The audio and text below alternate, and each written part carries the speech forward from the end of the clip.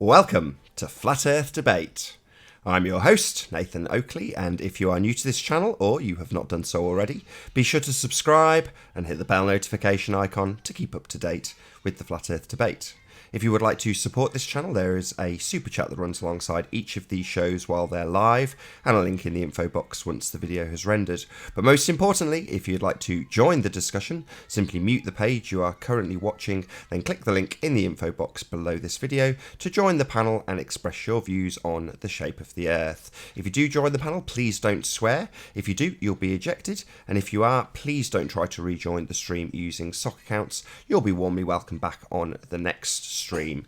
Please also share the show, as sharing the show increases the chances of a more diverse panel by increasing the live audience. So please share the show. And one last time, if you are new to the channel or you have not done so already, be sure to subscribe and hit the bell notification icon to keep up to date with the Flat Earth Debate. Now, we are joined by several guests. We have Ranty, Sleeping Warrior, and Arwin. So how are you doing, gentlemen? Good to have you all. Good morning, good morning, good morning. Good afternoon. Good afternoon. Okay, good afternoon.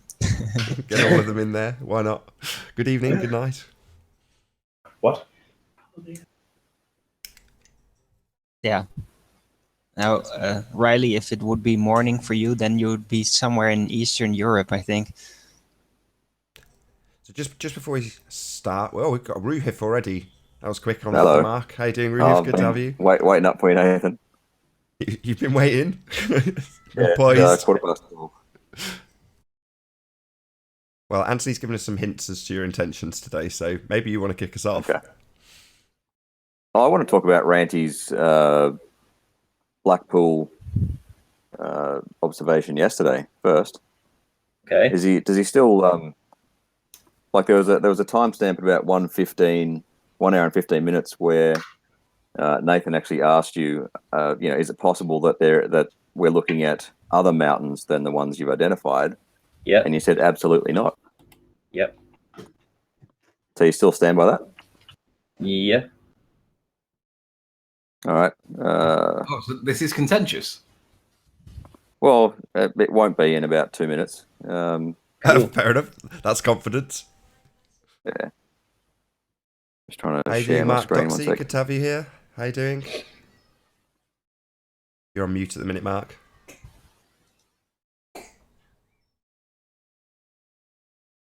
There we go. Can you present me, please, Nathan? I can. Can I just make sure that's the real Mark? Can you just say a quick hello, I Mark? feel a sniper coming on. Might eject you, Mark, if you don't say hello. Hello, gentlemen. Yes. Oh, brilliant. Good to have you. Yeah, you're up now, Ruhif. Oh, awesome. All right. Okay, so Ranty was over here, looking south. Oops. Going through the wind farms in this sort of area. And there are plenty of mountains closer to the coast than the ones you identified in the video yesterday around, was it Londonia, whatever it's called? Snowdonia, sorry. So there are plenty of mountains here that should be seen from Blackpool. So that one, Malfrey Uchuff, is 45.59 miles and it's 1299 feet. I'll just get rid of that. Does someone have the... Can I just do you check want to do the that? Kirkhope? Oh, Could I no, just let him get to check the that? end. Come on. Well, he just said it should be seen from Blackpool. I contest that. Well, hang on. First and foremost, he's in the wrong location anyway. He's identifying different mountains that I was talking about. Well, let's let him get to the end of his... I'm Let identifying him get to closer the end mountains. first before we start, criticising it. Okay. Let's just let him get to the end. Yeah. Yeah, sure. Right. So this one here, get rid of the line marker. So 46.62 miles to Blackpool. Where is 46.62?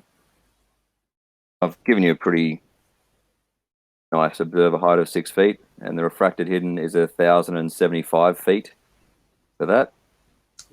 So that one should be seen. Carned Fid is 59.75 miles. to Blackpool. Refracted hidden of 1825 feet. That's like way above the horizon. This one over here, Penny Clodiau, is 42.93 miles to Blackpool. 900 feet hidden, so that should be 500 feet above the horizon. We'll choose one at the back here. This, whatever that one's called, 53.64 miles to Blackpool. 1451 refracted hidden, so it should be 400 feet above the horizon. Basically, all of these mountains here are in your field of view, and they all should be seen from Blackpool. The end. Bye, Bo. Hello. Hello, how you doing? Can you say hello? Is he sniping people? I don't know. He's not said hello, so I've got rid of him. Yes, he is. Sod's law. Sorry, Arwen got sniped. I think all of the flat earthers that... No, Mark's still here. Maybe. Okay. I'll get the other guys back on, hopefully on Skype. But give me a second. Yeah.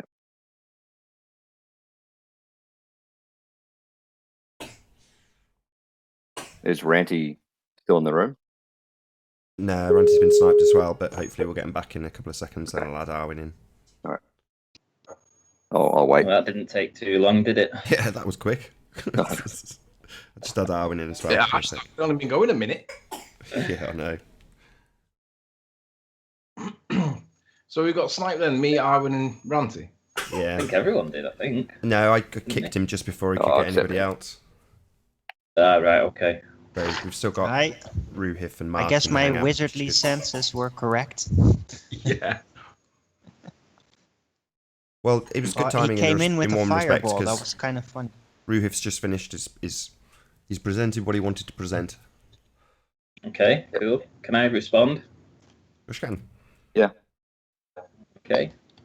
Let's see, that was yesterday's debate. Don't want that up. There's the video. Right. If you want to share me, Nathan. Give me a second.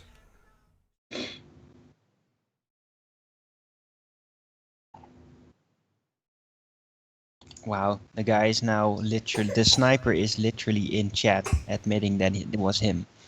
Anyway, let's not worry about that. We've still got a show to run, so right, you're up, Ranty. Okay, so here I am. This is my. I'll show you my location on Google Earth. You have to excuse all these lines because they are all over the place. Now, this is exactly where I was, and you'll see that I'm filming just past the South Pier. So I'm looking this direction, and then all the mountains that we're looking at are to this side on the video. Now, so when I come up and I show you the wind farms as well, these are interesting because we see the wind farms on the video. I'll just press play and I'll show you where they start. There we go. So there's the first wind farm there, where my cursor is. Then the next one, another one. So the wind farms start here, and then the mountains are on the left of that. There's no wind farms here. So when I go to Google Earth and I come in, you can see that this line that I've put in, that's the first wind farm there. So when I'm looking at it, I'm looking at these mountains that are to the left-hand side of these wind farms, which takes us to these rows, this row here, which I identified yesterday. Oh, it's not over here, it's not over there. You know, these were seen through the wind farms, but the ones I was talking about, if I go to the video again, are all to the left-hand side. You'll see it as I come out of the video.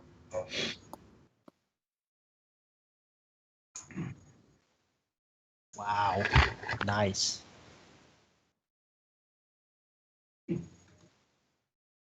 That almost looks like a crocodile. That's exactly what I was just thinking.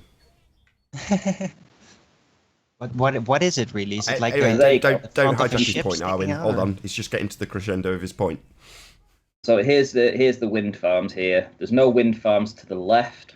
Yeah, there's no wind farms here. So these mountains all have to be to the left of these wind farms here.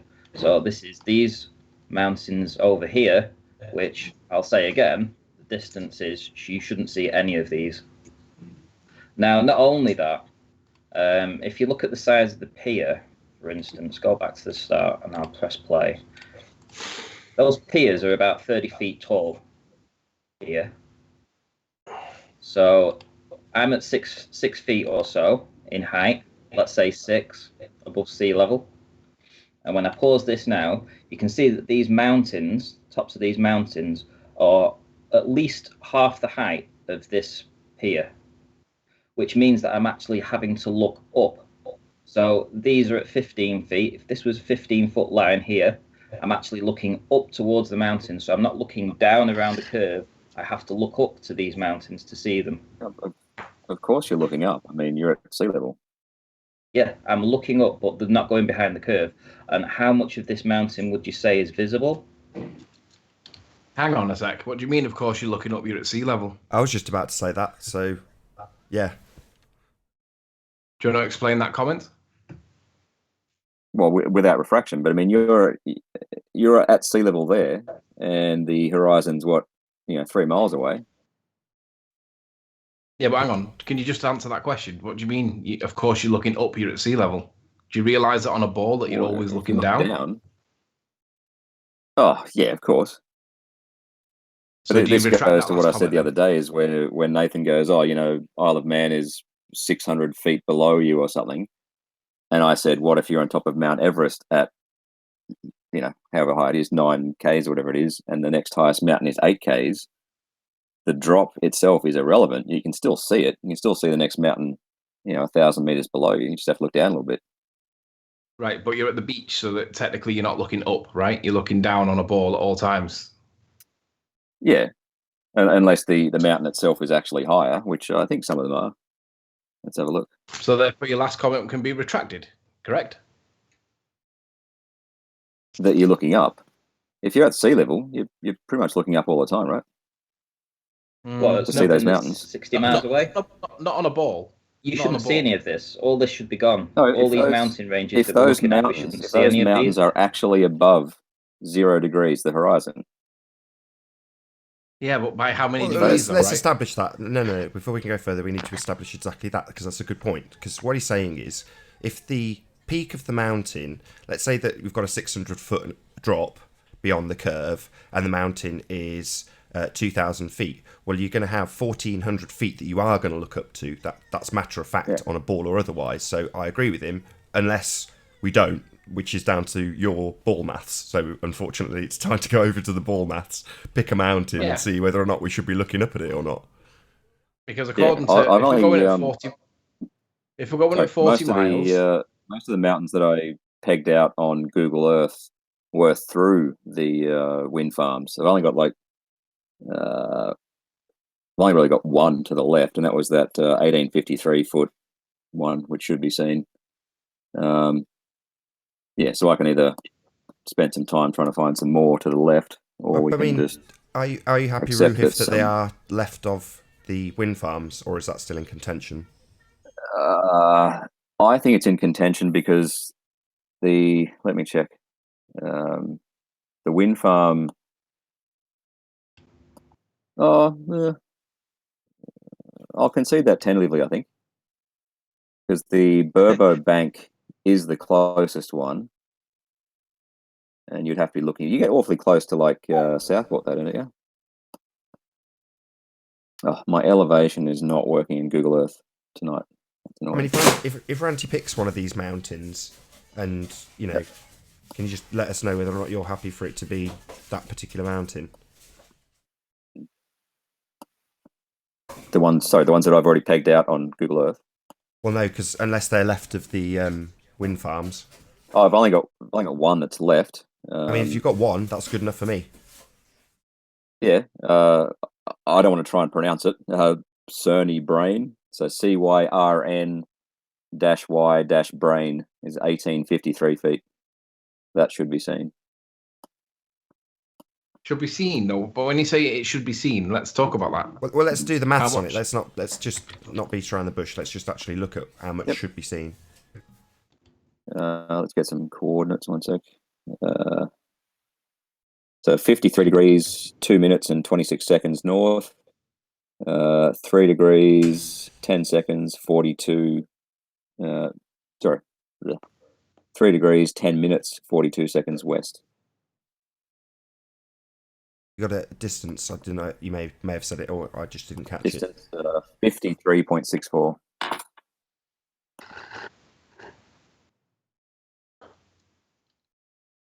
Did you catch that, Ranty? Sorry, 53.6. 53.64. 1450 with refracted. Hidden 1707. The drop 1900. What's the height of the mountain itself? What's the height of the mountain? Is 1853. 150 Okay, feet.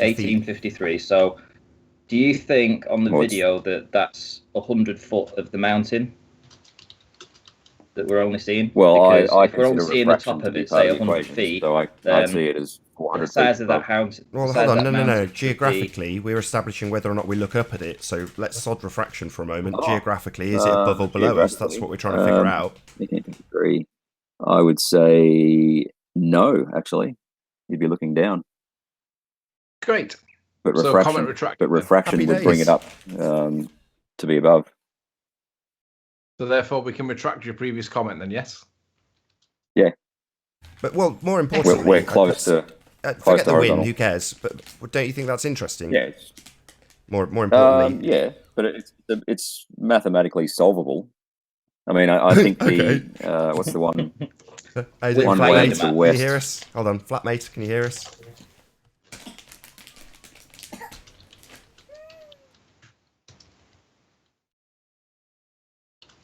I think Flatmate might be on his way out. Yeah, he is. He's gone. Gone. So the one way out to the west in the Snowdonia, is that what it's called? Yeah. Right of the wind farms is Snowdonia, Yeah, so- I think. Oh, through them here. Yeah, Carnarfid. Carnarfid is 59.75 miles from Blackpool, and the drop is 2380 feet, but the mountain is 3425. So that is actually looking up. Yeah, but we're not talking about these, though, are we? I was talking about the No, I haven't Nice looked mountains for, to the left of I haven't the looked for of the ones wind farm. east of that line. That, boys and girls, is technically known as a straw man. No, don't be unreasonable. He's looked at it. He's just saying he's looked at it. That's it. That's fine. But we agree we should So am I still see this presenting? 1853 foot. Hang on a minute. Actually, so why what's the didn't you contentious see? point then? Say again? What's the contentious point that you're not happy with? Like I tentatively accepted that he was looking to the left of Burbo Bank, but now I'm wondering if he looks from that pier through what's the big power station there? Where is it? Am I still presenting, Gwinty by the way? Moor. You are, yeah. All right, cool. Because through the wind farms, just to the first part of the wind farms, the left part of the Burbo Bank, we have this other mountain range in the back, which is consistent with this point here. If I put a line in from there and bring it through to where I was, 70 miles away, and then I scroll in and I show you that this is parting through the wind farm, the first part of the wind farm. I think you're and I pointing that through a show you different the wind farm. video. And then when I zoom out, you'll see that the wind farms start here. So it's probably, I'd have to add up how many wind farms there are. It's really hard to see, by the way. I've got to be honest. So- I mean, There is a it's mountain. much more There is a mountain to the clear-cut right just- that you should see comfortably and be well above the horizon. Why not just stick with the ones left of the wind farms? Then there's no ambiguity. Yeah, because I all spent half these. an hour finding the 60 ones miles through the away. wind farms. If I do the 60 miles to them, they should be 1,800 feet behind the curve with refracted. do the altitude of this. It's 1400, 1500, 1700, 1880, down to 14. Really drops off then down to 1000. So all this should be gone. Yeah, I agree that we That just probably begs shouldn't the be able to see the question. ones at the back. Absolutely. This begs the question: how much of the mountain are we actually seeing? Well, how much I of was this is visible? hoping that you Bearing got in some more mind that footage to the right, like to the east, so to the right of that, because that one in the Snowdonia Mountains, should be the quite one way over clear, here. like well above the right. Yeah, but this isn't Snowdonia. Snowdonia is way, way over here. You keep going back to Snowdonia. This is Snowdonia here. We're not talking Yeah. about that. Do We're you agree talking that we about can see that, though, right? these. You agree that we can see that on a globe Earth, right? Yeah, I can also see it in the video. But we're not Okay, talking I didn't about see it. what we can see and what we should be able to see. I'm talking about what we shouldn't be able to see, which is these. Hmm. And you can I see how agree. I should be able prominent to they see are. those. I'm sure they're too far away. You can see how prominent they are, though. And what I'm saying is that angular size. I wish somebody had the brains to work this out from our side. Probably have somewhere. But if I'm viewing this at around about 4 or 5 feet above sea level, and that's at 15 feet there, the angular size to that and the distances involved, we might be able to calculate what the height of those mountains, how much of the mountains we're seeing. So, for instance, we use Ranty, just sorry to interrupt you. From what I can just see on screen just then, what's the closest line to that pier? What does that take you to? Because you've got land poking out of that pier, if you know what I mean. So, whatever sight line you can draw, literally crossing past that is that, isn't it? Basically. what here? Yeah. So if you can draw a line that literally shaves the edge of the pier from your position where Yeah. you took these images, whatever you end up on in a straight line, yeah, we've got to obviously account for the fact that this distance, there's a tiny amount of curvature that Google's going to introduce, but ultimately speaking, it's going to be pretty much of a muchness, I would say, if you can draw a straight line that literally shaves the edge of the pit there, perfect. Whatever you've landed on is going to be that mountain. Right, so there you go. So you've just seen that just shaves the. Hold on, no, you've just hit land though. Before you've hit that, there's land in the Yeah, you foreground. hit Southport. There you go. Yeah, 30 feet, 40 feet. Oh, okay. Well, let's forget that then. It won't be that. 200 feet. Straight line of sight. You've got a 1500 feet here. Bingo. That's what it is. What's the distance to that one? Properties on that. 54 miles. Can you just do the curve calcs on that one? 54 miles. See if that one's Touch visible. and go whether you should actually see it. Well, we might be able to. 1472 we refracted. Without any refraction, just straight hidden 1734. So yeah, it should be gone. Long gone. But how much are we seeing of it though? That's the thing. How much? In my opinion, we're seeing quite a lot of it. More than none. More than the tippy top, more than none, and we're looking up to it as well. So do we need another retraction here? We need a compass, is what we need. But we're looking up at it. We're definitely looking up at that, right? As Ranty pointed out a couple of minutes ago, that pier's 30 foot. Halfway along, it's 15 foot. It's to look at that point on the pier, he is definitely looking up. And the line of sight to that mountain is above it. So he's looking up at something that's below his feet. Proximity. It's literally below his feet, round the curve of the earth. It's dropped, and he's looking up at it.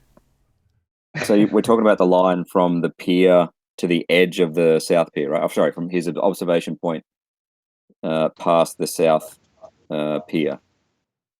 What we're saying is something that's below his at? feet on a sphere, he's looking up at. That's what we're saying. No, but we just drew a line from here, where he was standing past the south pier, right, to determine the sort of range of what he can see. Yeah. Yeah. Because his observation location and the south pier are very close together, if his observation location is not exact, like completely exact, that introduces a wide wide variation in the angle. If he's like 4 or 5 meters further out, he can see a lot more of the eastern mountain range. How well pegged have you got your viewer position, Ranty? I'd say within a couple of feet for sure. Yeah, how'd you prove Did that? you? Pretty hard. How'd you pretty hard to How'd you prove. prove that? Well, it's at the video. Just give me a couple. Yeah, I might have it on the beginning of the video. Let's see what I do at the start of the video. Normally I pan around. I don't know. Well, how did you There get we go. down to the? Where was your entry point to the beach? It was here. No, sorry, I meant on Google Maps. My entry point on Google Maps. What do you mean? How did you get to the beach No, from it's Google how Maps? far Which out, way did you how get far onto out where from you the were? shoreline is Parked the Parked thing up on the that makes difference. promenade and walked across.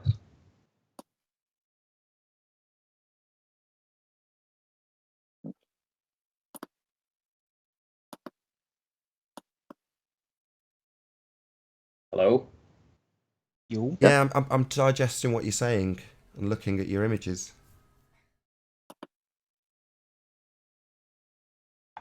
Yeah, so we have the big one, and then we have the pier. Obviously, that's part of the pleasure beach. Google Earth. There's the pier, and there's the pleasure beach. That location. But just but imagine he's your right. location is like 5 meters to the left of where you are. That Yeah, makes so if that I go- line that you've drawn from that point, the error at the other end of that line is huge. Correct. What do you mean the error at the other side?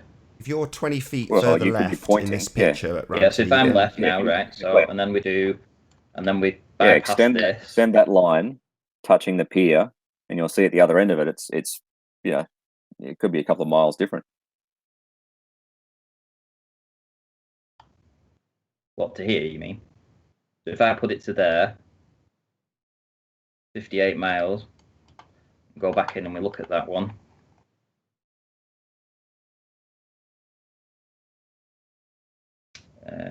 Properties. Sure it's...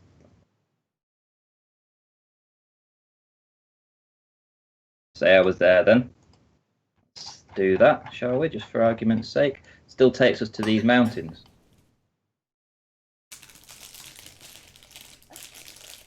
But it brings into play some of the other mountains that I picked out.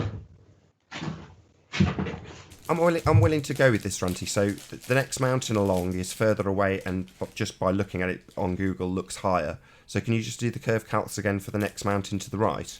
Because okay, so we've got the highest mountain visible, which is this one, isn't it?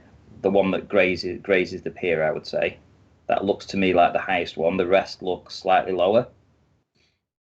Would you agree with that? So we've now forced the angle for that first mountain to be the second one along that you've just drawn a line to. So if we go with the second one, if I just put a line in across here then and find out which is the highest mountain,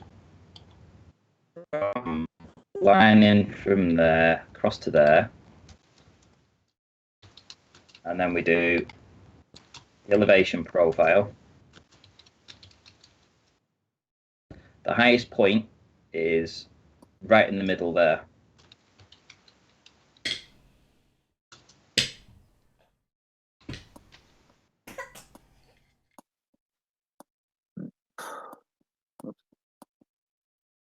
okay, well let's do the curve calcs for that. Let's get the distance. 2,300 feet.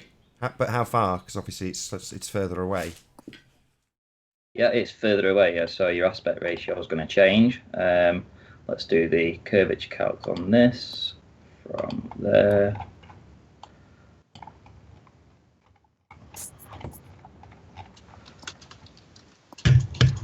Gotta be honest. 3 miles. Hey, Peanuts, can you hear us? Hey. Good to have you. Hey, what's going on? 63.3. So let's do 63.3. 2,000 feet hidden, 2,400 feet without refraction, drop 2,600. I've forgotten the height. I've forgotten the height now. What was the height? Yeah, I've forgotten to actually.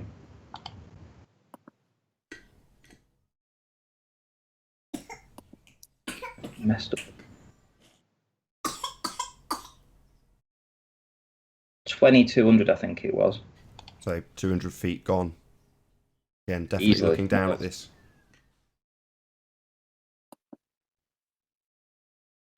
Yeah, so again, we're looking up at this mountain, despite the fact that it's below your feet, if it's around a curve. Yeah, there's absolutely no way you should see any of this. Hey, Nathan. Hey, Peanuts. Hey, can you just explain kind of what he is disputing? Because I'm still confused.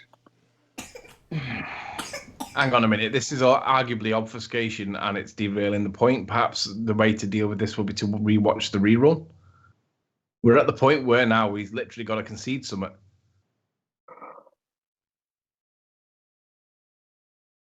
Well, these wind turbines, you see these wind turbines over here? They're like 300 and odd foot tall, right? And the mountains appear higher than these. I So think is to this solve like it, you just more- got to take a compass next time. Well, we've No. just done it. We've just changed it to a different mountain. And, you know, if you're saying that the first mountain is actually the second mountain, we've just done the maths for that. Both have gone. They're both below your feet. So your get Like, out is that we need a compass, right? Yeah, to make sure that we're seeing. If we had a Well, compass, we could actually draw a I'm calling- line from the I'm observation calling point, bullshit on that. We don't Okay, need so you know, So the 100 fact that you miles, can and then see get the an Hold very on, inflation let him get his profile objection here. in. Hold on, don't jump all over him. If his objection is we don't know which mountain, let's hear it. That is the objection. No, it's no. Your objection is that we can't validly invalidate your claim that all this was wrong because we don't have a compass. That's the claim. Oh, no, That's the. I'm happy to leave it up in the air. Well, it's not up in the and air. I can We've go just, away, yeah. Well, I mean, this is not in any way up in the air. So you said if he was 20 feet closer to the shore or closer to the land as opposed to the sea, it would change the mountain. So he's then changed the line, made the first mountain the second mountain, done the curve maths, and it's gone. So where do you want to go Yeah, from but here? I Do you don't want to know put him? which- Do you want to put him on? those Do you want to put him mountains on the looking at actual way brick? back. Do you want to put him on the road? What do you want to do next? Because we've just done what you've asked and moved him. You know, he's Yeah, saying but he I knows haven't where he looked- is. I You're haven't saying he looked could for be closer. mountains We've east moved of him. where I had looked. 'Cause I was But we've looking just done it through for the wind farms. But these aren't through the wind farms. They're left of the wind farms, and That's the point. I haven't looked east of Yes. the wind farms. we've just shown you. Literally, There's just the shown wind you. farms here, start here, Yeah. and there's the pier. So we have a big gap there between the wind farms and the pier, and you can triangulate the positions. If you look at the start of the video, you can now see exactly where the pier is, where everything is, and it's Yep. exactly where I've told you I was here. And we have to be looking at these mountains because they have to No, we don't. bypass these wind farms here. So we have this Yeah, area and again, of if land you here. haven't got that your we have to position look through. absolutely correct, that changes Huh? things. Okay, well, we at the can end of the limit it line. one step further. So, I mean, I can see from his picture that he's nowhere near, you know, just entering the beach. He's long on the beach. But if you do the line again, Yeah. Ranty, and just move yourself so that you're, you know, a few feet onto the beach rather than clearly way out into the beach and see where that Okay. takes us, see which mountain that lands on. Okay, let's put myself further out and put myself here. No, other way. Towards, Oh. so you're closer to the buildings rather than to the sea. Crikey. Right, okay. I'll tell you what, let's put myself there, shall I? Shall I put myself right? So I've just literally stepped onto the beach. Yes, Right. because now that limits it. It's going to be one of these three. The first one, so which I is have where to- you I say still you are. have The to be- second one where we move you a bit closer to the buildings or land, whatever you want to look at it. And now this one is, you know, like you've just come onto the beach, which you clearly haven't. This is last ditch No. effort to try and force this mountain to conform with any sort of sphericity. Okay, so now I've put myself around about 20 feet, 30 feet or so on the beach. Which is definitely wrong. It is definitely. In fact, let me measure that actually. So yeah, 1/3 of a mile. Sorry, 0.03 of a mile. Sorry. So now I'm looking up here on this line of sight, just bypass here.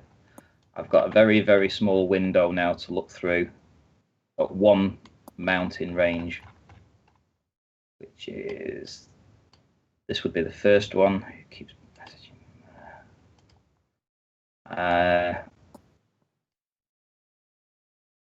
And then these other ones would have to be in the view too, because we've only got this part here. Well, let's let Ruhif pick your poison. Which one do you want us to do the measurements on? No, I would grant that most of those mountains, whatever that range is called, should not be seen.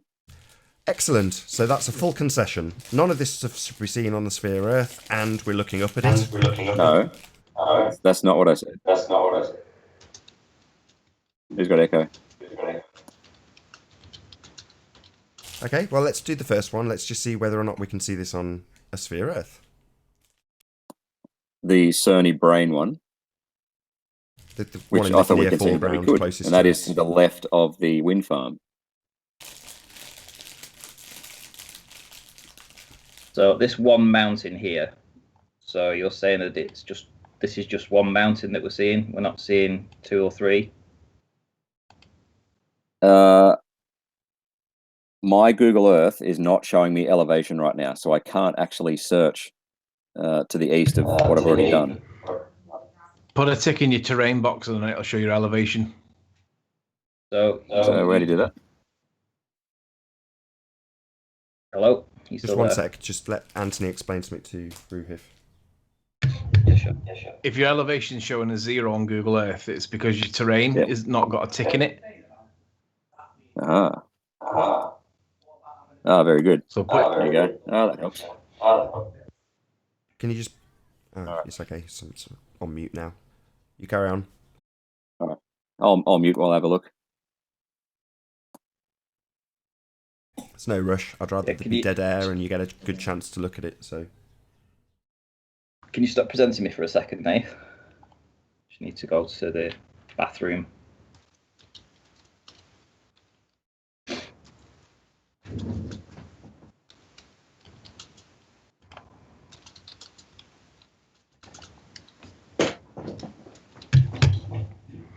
so while he's gone to the bathroom, he should have turned himself on mute, but otherwise we're going to get a scene out of Lethal Weapon where Leslie Nielsen goes to the bathroom. I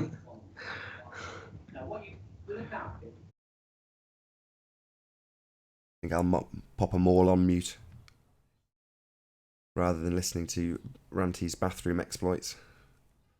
You can't hear Skype at the moment, audience.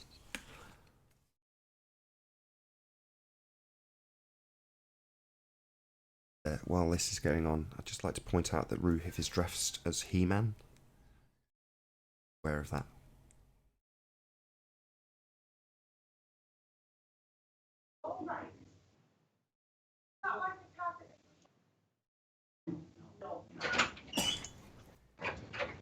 It's not He-Man, is it? Oh yeah, it is He-Man. It was He-Man. He-Man was one of my favourites when I was a kid. By the powers of Grayskull. I have the power. I was watching like a rare toy show on YouTube the other day, and they had He-Man and Battle Cat action pack or something like that, and it was worth about 20 grand. And I was like, I had one of them. I remember ripping the box to shreds and getting that out and playing with it, and then eating half of his armour, as kids do. Gutted. Only you had it now, in its box. Nah, I really enjoyed playing with that. I remember looking at it thinking, 20 grand, yeah, but I'd erase all of those childhood fun memories with that fun toy. So what are we waiting for? Why has it come to a stop? Because Ruth's just having a look at the elevations of various different mountains, and I'd rather give him the time to do so. It's not like we're in any hurry. Oh, right, We've only been going about... Well, in that case, 40 while he's minutes. having a quick look, I'll get a shout into somebody that I need to give a mention Sorry. to. I'm in a hurry to go to bed, if that helps. Yeah, so I know you're beavering away, mate. I just don't want to put any pressure on you, so we're just talking amongst ourselves. Just shout up when you're ready. All right. I'd actually rather... Hang on. Is Ranty able to put the video on Dropbox somewhere?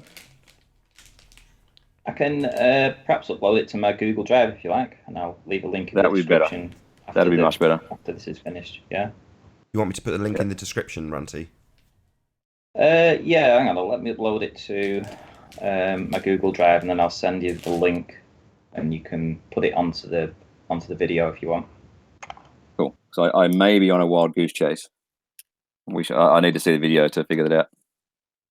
Sure. It may also be that the Earth's flat and you just got a misconception. Maybe. Actually, did you watch that video that I sent earlier today, Anthony? No, I've been busy all morning. What was the video Okay. about? There are actually two. One of them was a video by Individual Perspective, which he put out yesterday, I think. And the other one was about Polaris, which was, you know, if I couldn't make it tonight, was going to make my point for me. Yeah, no, I've not seen either. I did say that I wasn't going to watch the Polaris one because I wanted you to explain the trig. I wanted to go through the trig with you. Are we still good to do that? Yeah, it's 1 o'clock now. How about we do? I'll play this other video for about 20 seconds. 1 second. Oops. There we go. Share. Hold on.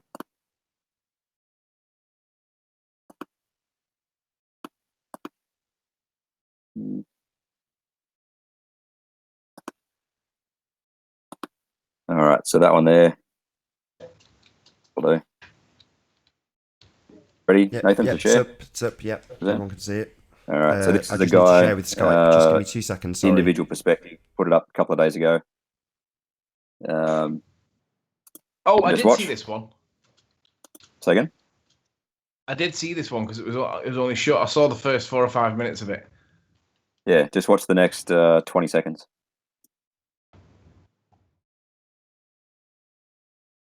That part.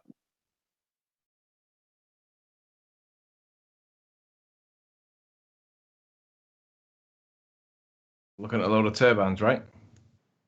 Yeah, but some of them appear to be underwater. Appear to be underwater. Yeah. So if I go back, Can you? where Well, are I'm we? watching it on the delay, so I'm not sure specifically which you're referring to. If you could pause it on a bit that's underwater, and then maybe Yeah, you can't yeah, see 1 through sec. water, right? There we go. Whoops. There's one in the background that's about 3 times the size of the ones in the foreground. That's the one he's referring to, I think. Am I right? Oops, hang on. Again? You have to give me a sec because I'm watching it on the delay. So, Oh, sure. All right. is it 8:25? Is that where you've stopped it? That's where I've Yes. stopped it, yeah. I could probably go. Hang on, what is it I'm looking at? Talk me through what I'm looking at. This guy is from Formby Point, and he's looking southwest or so. And he's saying that you can see Anglesey, which I don't think you can. But he's sort of missed the fact, like see where I've got the video pause there now. So those two, are pretty much underwater, right? The ones that no. the ones in the background that are bigger than the ones in the foreground, those ones, yeah? I don't know if they're bigger, but yeah. Yeah, they're definitely bigger. I can see just by looking at it. I'd agree. If you look at the size of the blades of the ones that are really low down on the horizon to the size of the blades of the ones that are higher up, they're all the same size. It hasn't diminished in size. So it's a perspective problem you've got here. I'd say they're bigger, significantly bigger, not the same size. Well, okay, they're bigger, but they should be smaller, shouldn't they? They should be really tiny. But why does it matter? Like the blade is clearly underwater. Well, it's behind. No, it it's isn't behind clearly the underwater. barrier. Because if it It's- was clearly underwater, the land behind it would also be behind the curve of the Earth, right? Well, it depends how high it is. Not really. But this is at water level, right? Well, no, I If see you his actually point. swam I think out what to the it- point Anthony's making is these wind farms aren't very. The distance between the front one and the back one isn't going to be as significant as the drop that's going to continue beyond there because it's an exponential curve. So presumably, if that's how much it's dropping based on those wind farms, that land definitely ain't going to be there, right? Because the curve's so severe by the time it gets there. And can I Depends how just high the point mountains out are. that But you're making my point for me with the wind farm. No. So we've got more than the wind farms. We've also got land. And if you're saying that the wind farms have dropped because there's curvature, then that curvature beyond those wind farms gets worse, exponentially worse. So what the hell's the land doing in the background? It should have dropped long behind the curve if that's how much curve it's dropping by. Oh, that's a significant amount of curve between that front wind farm and the back wind farm, yet the land still seems to be there. Well, that curve is going to get worse beyond that wind farm, isn't it? Yeah. How high is the land? Well, we don't know. We need to establish these sorts of facts if we're going to assert don't that that's assert that curvature, it don't has we? to be I'm gone. not asserting it's curvature. You are. So you tell me, how high is you that can land? see it in this freeze frame. Well, you tell me. You can't just pick and choose the bits you want to prove curve with. There's land there too. There's multiple targets. So if you're going to say that that's a curve, I want to know whether or not that land behind it suggests that the curve has continued and loomed up that stuff that's further away quite a considerable amount. You know, let's see what kind of effects we've got in refraction and get those tied down. Because if we're going to have a curve that's so big that it brings half a 250, 300 foot fan down to sea level, then I would expect the land behind it to be long gone. Well, no, we're talking about some of the same mountains that we've just been looking at. So this Carned Dafid is 3,425 feet. And we're actually closer to it than we were at Blackpool. So it's obviously going to be seen. This needs a lot more explaining. I think this is a red herring. You've gone away from your original video to us about the mountains that were crossing the end of that pier. That's a good point.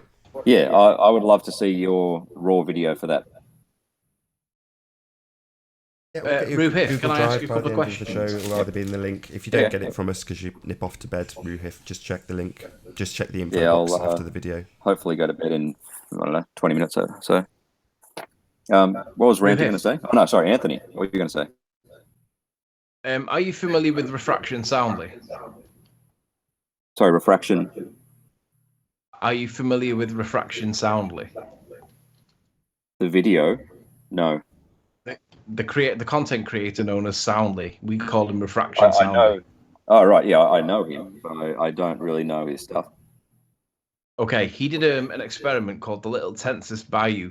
And what he did was over an 8-mile distance, he found a bridge that had a lot of stanchions that held the elevated roadway above the water.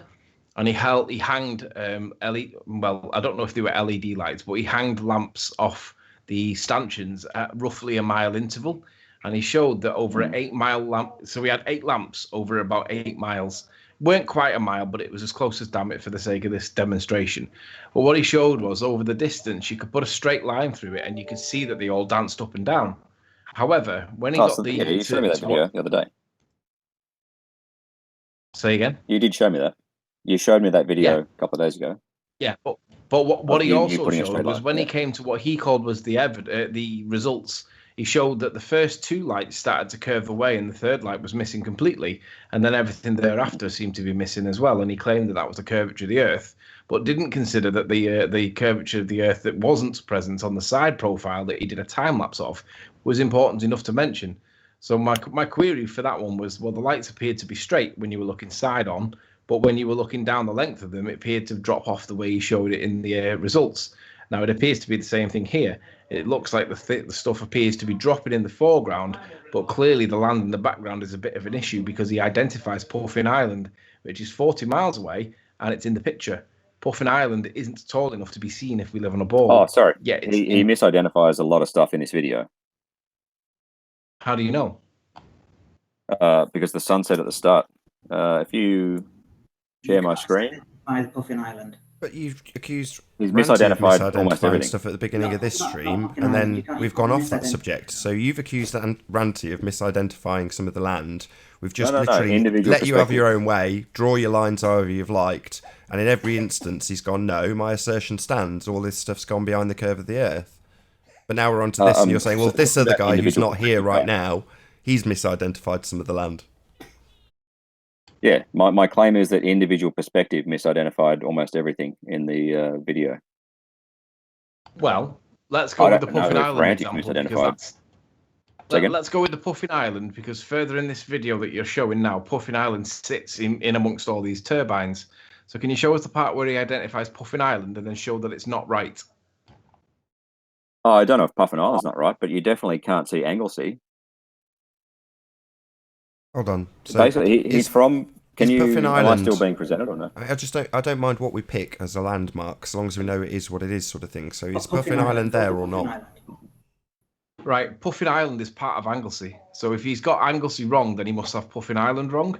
And Puffin then Island he does, stands yeah. by itself. So what could we be looking So at? let's. If you think he's got it wrong, let's see what you think he's got right. Let's challenge that, because the elevation of Puffin Island is very little. Well, Mark's been Let me trying to just say check something for a couple of. Can we all just, because Mark's quite quiet? Go ahead, Mark. Hello, yes. Can you hear me? Yes. Yep. Yeah, Puffin Island was on that just a couple of minutes back in the video. You can't misidentify Puffin Island. It can be nothing else but that. Let's have a look.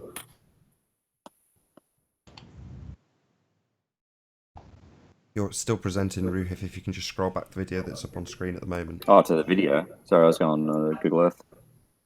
All right. Yeah, if you can scroll back a couple of minutes. We've got plenty of time. I don't mind just letting it play.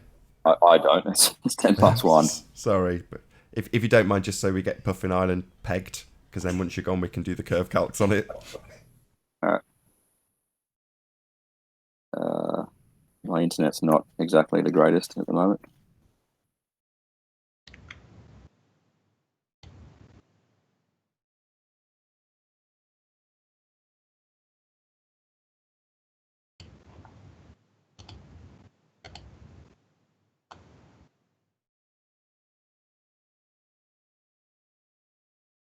Yeah, let's just start at the start. Oh, hang on. Great orb.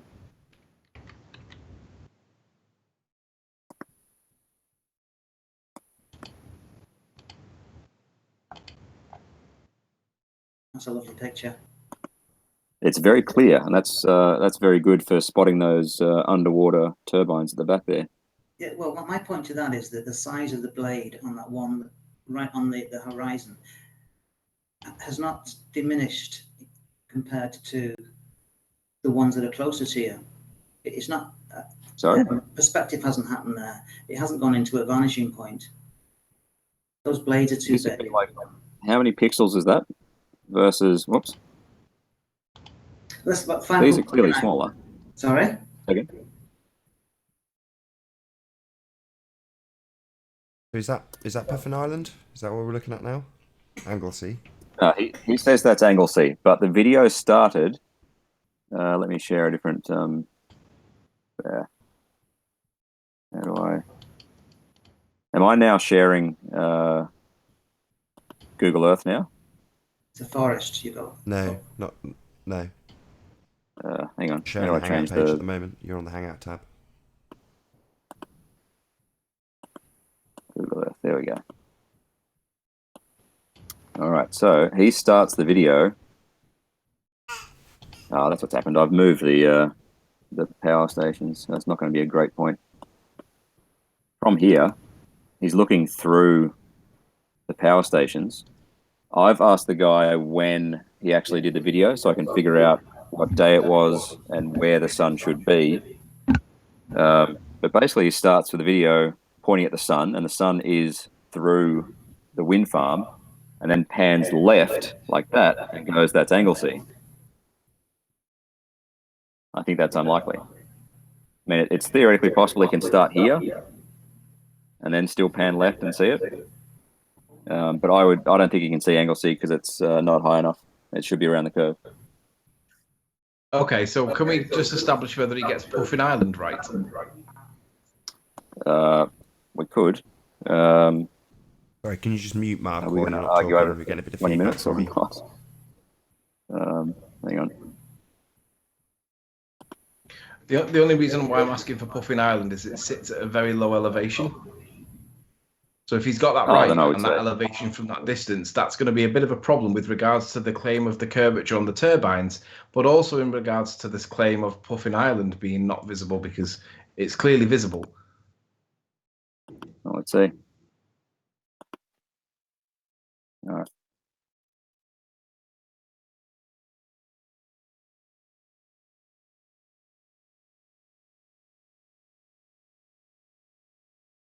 I'll just say there's my still plenty position. of I agree turbines to the right. Sorry, say that again. Cool.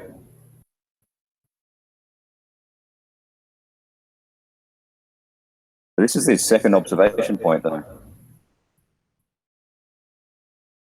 I don't know whether he does it in the first bit or the second bit. No, he had Puffin Island. In the first minute or two? Yeah, it was orange in the background. Okay, I'm pretty start sure back again and let it run. There we go. Leave for 2 minutes. There you go. It's where that great orm. He puts the letter over it saying Puffin Island. I'm sure he does. Someone's got an echo, and it's very hard to hear Anthony. It might be me. It's Mark. No, you're echoing as well. It's Mark. No, yourself on mute. Unless you want to talk. I'm sure Mark wants to say something. That's probably why he's come off mute. Go ahead, Mark. Sorry, what? Right, here we go. It's coming up now. There it is. That's Puffin Island there. Oh, hang on. Go back. Stop that. That's Puffin Island. No, when you go on the main chart. I see it. The elevation of land behind it on Anglesey is quite low. So let's get a height of Puffin Island. Puffin Island's tiny. Correct. And flat. Yeah, how was that Puffin Island then? Because it's not a ball. No, I mean just in terms of width. That's right for Puffin Island. 300 meters wide. We're not going to convince you. If you're saying that's not Puffin Island, we need to forget this video. No. We need to disprove that it's not, because if he can prove that, if we can prove that it's not, then this guy's video is wrong. But if we can prove that it is, there's some explaining to be done here. But go back to the Google Earth terrain image.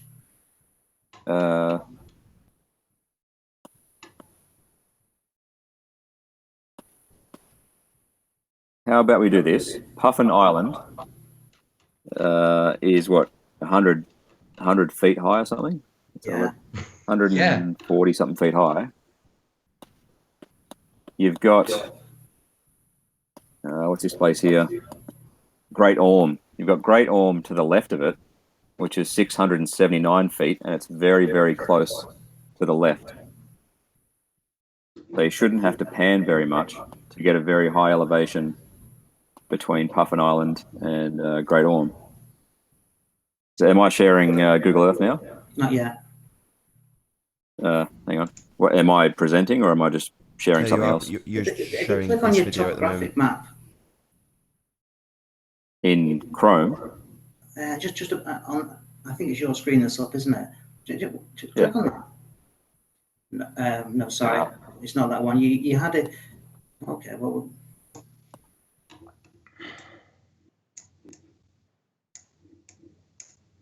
Hang on. What am I sharing? 1 sec. So yeah, what you were just looking at, you were sharing. I'll share Google Earth again. All right, so he's looking at Puffin. Oh, says he's looking at Puffin Island. Yeah. Yeah. But a very small pan to the left will get you Great Orme at a much higher elevation. And closer, so it should be huge, right? Okay, go back to your picture of Puffin Island, and there is a bit of land that you can see to the right of it on the horizon.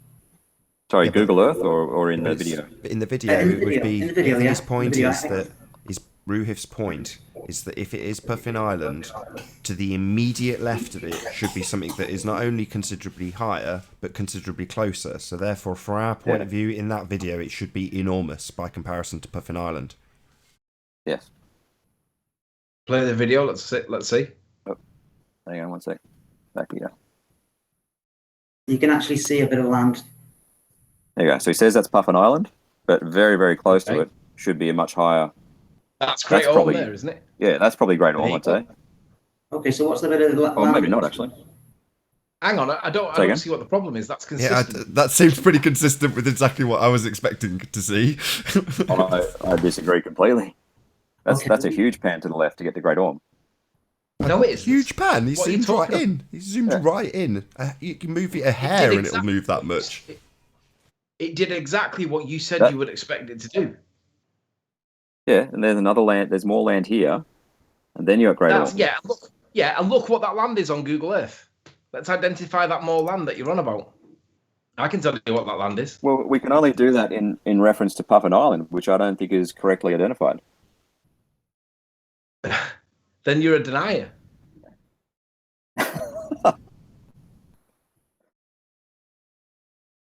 Again, a problem could be solved with a compass. No. Wow. A problem can be solved by looking at the evidence and deducing from the evidence what you're looking at. If you don't think that's consistent with what that guy claims, you're a moron. No offense. No need. I missed the first bit of that. No, seriously. You're a denier, and if you're going to rely on a compass because that's your get out, again, that's nonsense.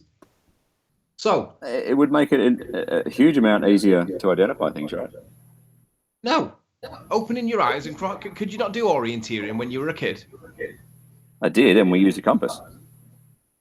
Right, but you also read maps. Are you able to read maps? Yes. So why do you not consider that to be Great Orme? It did exactly what you asked it to do at the right place. The land in the middle is the land between Puffin Island and Great Orme. Can you not see that? We're disagreeing on how much panning is involved. Right, but this is real world evidence against your perception of map reading. It can only be what's there. I mean, there's no other options. What else can it be? He's got something that he's claiming is this Penguin Island or whatever it's called, and then immediately to the left of it, you're saying it's a huge pan, but it's not. It's zoomed right in. Yeah, and we learned from the Isle of Man observations that it takes quite a lot of movement, and then you think you're going a big distance, but actually you're going like half a degree. So, perhaps the issue here is that you're not scaling correctly in your mind. Well, that's what I said. We disagree on how much panning is involved. I'm going to make an assertion. One of us isn't.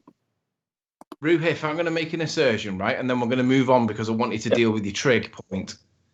He's got Puffin Island correct. He's got Great Orme correct. You've got your perception wrong. However, Puffin Island should be totally behind the curve of the Earth at 40 miles, and it's 100 and odd feet. Call it 250. I think I agree. Right. So what I want you to do is go away, find out what you think Puffin Island is if it's not Puffin Island based on the evidence, and then come back tomorrow or the day after and tell us where it was that we went wrong, and tell us what that land actually is. And then tell us whether it's behind the curve of the Earth or not, and does it match what we see? Yep, I will do that. I would like a response from the guy to tell me what day he actually shot the footage. What's the sun got to do with it? That'll give a good starting point. So again? What has the sun got to do with it? It gives you a good starting point. No, because we don't consider date and time to be reliable. Dateandtime.com. Yeah, but it'll still match observations, right? If it tells you that the sun sets at 240 degrees. No, at all. I've tested it. Antonio did a really good experiment showing the claims on Sun and Moon. Was it not Sun and Moon? Dateandtime.com. He was doing an experiment with regards to where the sun was meant to rise and set, or on the equinox. I can't remember exactly, and he showed that it was widely wrong. Correct me if I'm wrong there, Nathan. When you say wildly wrong, how much do you think it'd be wrong by? Nathan, can you remember what the point was with Antonio's sun observation? It didn't match, so it'd say it would come up at a certain time, and it wouldn't. Oh no, the direction. Same direction. When you say wildly inaccurate. Oh, it's just not accurate. Yeah, but by 1 degree. Well, sometimes it was out for a whole hour. Sometimes it was literally out by an entire hour.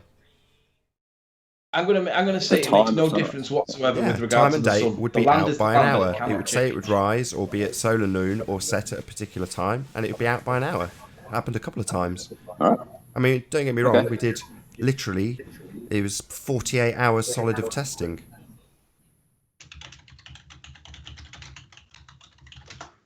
I'm gonna conclude by saying that it's irrelevant, the sun point. So you can dwell on it if you wish. I don't care what figures you come back with. All I want to know is that Puffin Island according to your perception or not? And if it is, I want you to explain why it's not hidden. It's hidden. At 40 it should miles, not be seen. It should be well behind the curve of the Earth. Agree. Who's echoing? Mark. Right. I've turned him right up. It's my so- fault because he's so quiet. I've turned him right up, Yeah. which is causing a bit of echo. But did you want to say something, Mark? Yeah, I agree. Puffin Island should not be seen. So I think you're heading for a fall there, you know. Well, we'll see. I agree. We'll see. Now let's go for your third point. If we're ready to move on, I don't know if Matt wants to speak, Third and if he and does, final. say so now. Otherwise, Third let's and go on to the trig. Yeah. Mark? So hang on. Are you going to critique it, or am I going to do the whole thing again? No, I want to know, does Matt want to speak at this moment? Because if he doesn't, let's do the trig.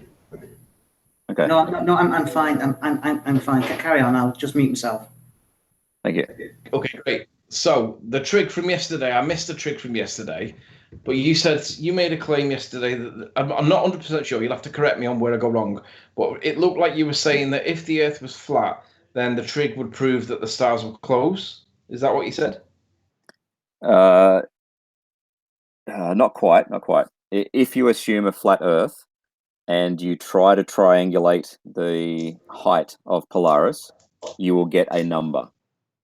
If you then try and use that number from other places on the flat Earth, it won't work. So that video that I sent you this morning, my time, it gave you sort of 4 or 5 different observations to say, like at this latitude, Polaris will be at this elevation. So at 87 degrees latitude, it'll be at 87 degrees elevation. At 45 degrees latitude, it'll be 45 elevation. And if you know the distances between the North Pole and all these viewing locations, the trigonometry would place Polaris at different heights. That's it. The trigonometry is on paper. If you were underwater looking upwards at a star above you, and then you moved to one side and then take another measurement and then another measurement, it would change because of the refraction of the light coming through the water. And are you saying that refraction is quite a powerful phenomenon? Well, we've got atmosphere above us, haven't we? And yeah, but it's looking horizontally through the atmosphere, not at high elevations, right? If you try and catch a fish with a spear in the water, you've got to imagine the fish to be somewhere else than it actually is for you to hit. What's the refractive index of water compared to the air? I'm just saying that for argument's sake, that the atmosphere. I'm just saying you shouldn't be the one to overemphasize the effects of refraction. That's what I'm trying to say. Well, no, I don't buy your argument about the Polaris, because we've got, I don't know how many miles of atmosphere we've got above us. But you can't just say on a flat Earth, because it appears in different positions, you can't ignore the fact that light is coming through quite a few miles of atmosphere. No, I'll restate what I just said. Be careful overstating the effects of refraction.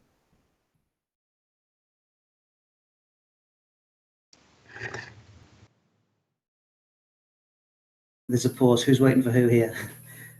Oh, I thought you were keep going. Well, I'm just wondering what trig we can do, because I'm not quite sure on the point now, because I thought the point was to do with the stars.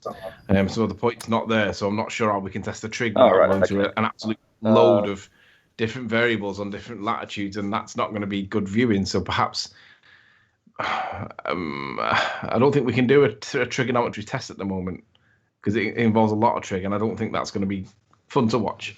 At least we've got for the Puffin argument, the Puffin Island argument, and you agree it should be behind the curve of the Earth. We can do a simple trig, right?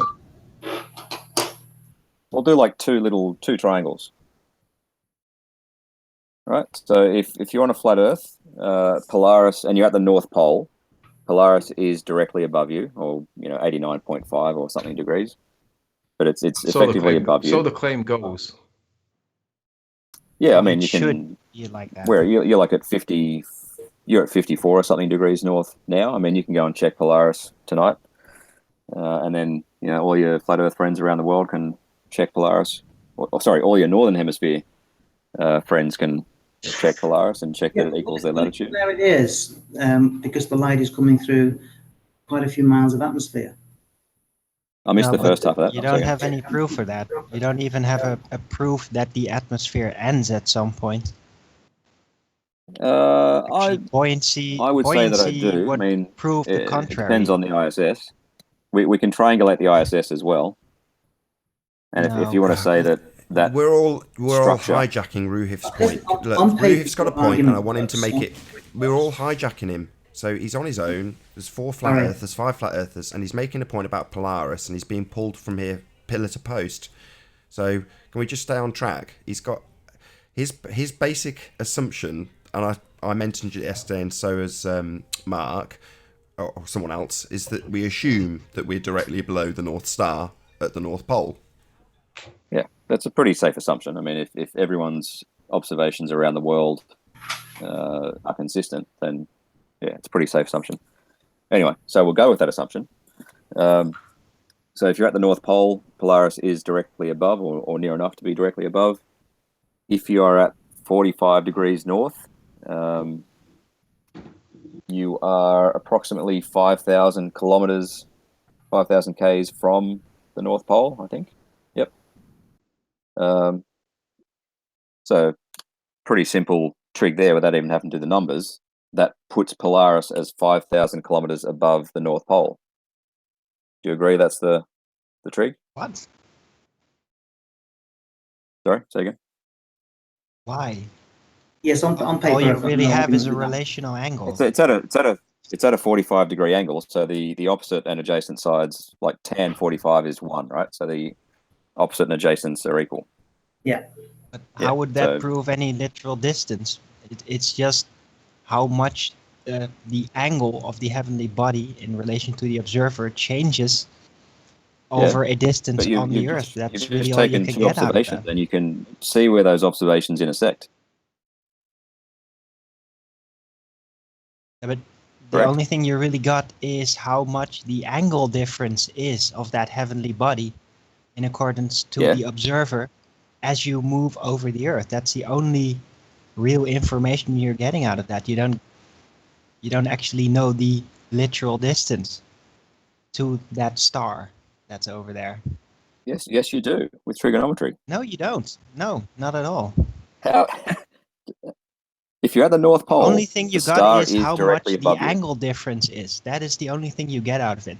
How much No, distance in kilometers or however you're going to measure that on the Earth does the angle difference of that heavenly body shift? That is all you can get out of it. no. You're at the North Yes. Pole. You look straight up so that you know that Polaris is on that vertical line. If you then travel 5,000 kilometers south, anywhere on the Earth, Polaris will be at 45 degrees, which tells you how high it is. Now it tells you how much angle difference that land distance kidding? makes. Can I just ask a Did question? You just said then if you go if you go all the way down to the equator, or how did you word that? Yes. Just say that again.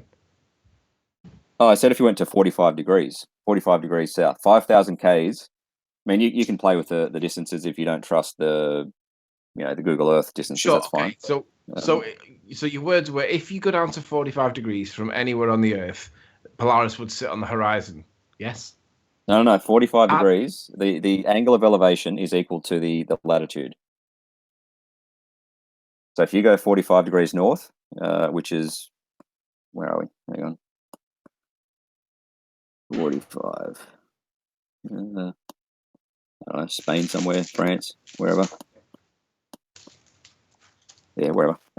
If you go somewhere on the 45th latitude, Polaris will be at 45 degrees elevation. Okay, so if you go down to the equator, Polaris will sit on the horizon. Yep. Correct? Yes. At that point, Correct. Does that tell you that we live on a ball? It tells you that we do not live on a flat plane. Why? You can construct a ball. Well, like I said, if you're at the North Pole, Polaris is above you. If you're at 45 degrees and the elevation of Polaris is 45 degrees, you've traveled 5,000 Ks from the North Pole down to the 45th degree of latitude. So we know that Polaris is 5,000 Ks high. No, you don't. You don't know any literal distance. You just know the angle. Like high school? Correct. All you got you is seriously- angles. Well, It's the tan only thing you 45 really is know. You one. know the angles So of if the you- heavenly Yeah. bodies. This is very easily if you measurable. travel How much distance Sorry, causes someone's how echoing. much of the angle to shift and in what direction and all that. But you don't know any literal distance, and you don't know any literal Sorry, size Nathan, of those can you objects mute either. whoever's echoing? I can't hear Arwen. You should make your point Whoever again, doesn't have Arwen. headphones need to mute. Gonna make your point again, Arwen. Okay. My point is all you know of the heavenly bodies, all of them, is what angle they are on the edge of your vision, basically. They're there, you can see them, and you can see how that angle in relation to the observer changes as you move over the Earth. So you know how much distance moving over the Earth will change the angle of that heavenly body in accordance to the observer. and But as you soon as don't you know take- any as literal soon as you distance, take and you two don't know any observations, size, so you can can't triangulate accurately where it is. triangulate it. I agree. Are you guys You kidding? don't have that information, and you're probably never going to get that information. Hey, True Seeker. And hey, if you're How you gonna move upwards in the heavens, basically moving up in a balloon or whatever during a starry sky, yeah, you could then try to approach such a star or get a clearer view, but they'll just disappear from sight. Alan, if you wanted There's to know no the proof height that of there are the, actually physical objects out there at all. I'm- It's just light. Go ahead, Mark. if you wanted to know the height of a church steeple, you walk to a point where your vision is at 45 degrees to it, you Yeah. know the height of the steeple. I think Yeah, but that's the there's a big gentleman's argument, difference. isn't it? You can No. approach that church. You no. You can You know how walk far to across it, the you can ground it climb is on to it, the you can steeple. touch it. Yeah, that's right. That's what I'm saying. Tan 45. If I'm 100 meters away from the steeple and it's 45 degrees to look up to the top of it, then I know the height of it. That's your argument, isn't it? Yeah. Yes. Alan, how do Yeah, you? but you can prove that's a physical object.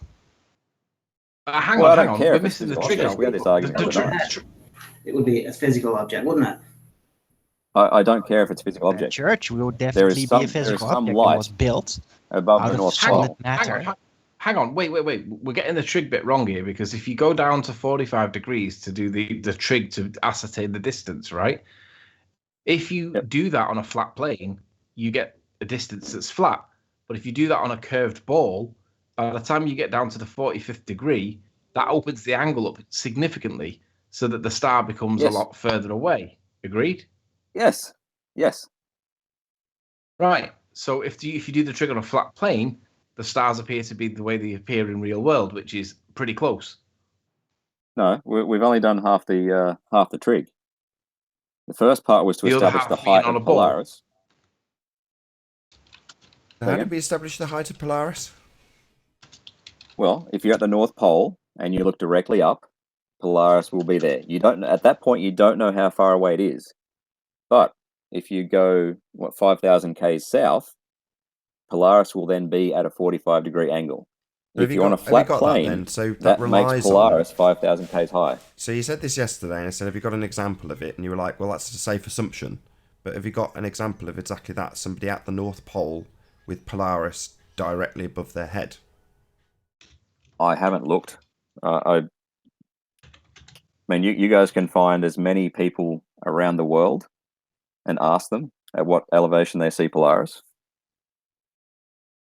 Right, Your, but we're not, your that's starting not the point point, is though. always if you're at the North Pole, and that's the start of your statement every time. Yeah. Right, but you're saying it's an assumption. It's people have navigated off this fact for hundreds of years. Okay, all right. Let's give him that Polaris is overhead at the North Pole, right? I don't think anybody knows for a fact that it is, but let's just say for the sake of the trig, it is. Let's move on from the trig, and let's move on from the North Pole point, and let's move down to your position where 45. you can do your trig from. Yep. So now perhaps, we've perhaps, told. perhaps you could put. Well, it's 5,000 k's. Say again, Anthony. Perhaps you could put your camera on and start showing us the triangle that you're about to make, so that we sure. can do the trig on it. So let's say that you went down to 45 degrees, and then you did the trig at 45 degrees. Let's see what trig that you do. Just before you do, though, because something confuses me. So, as we're looking at things like these mountains, the further we get away, the further they drop towards the horizon.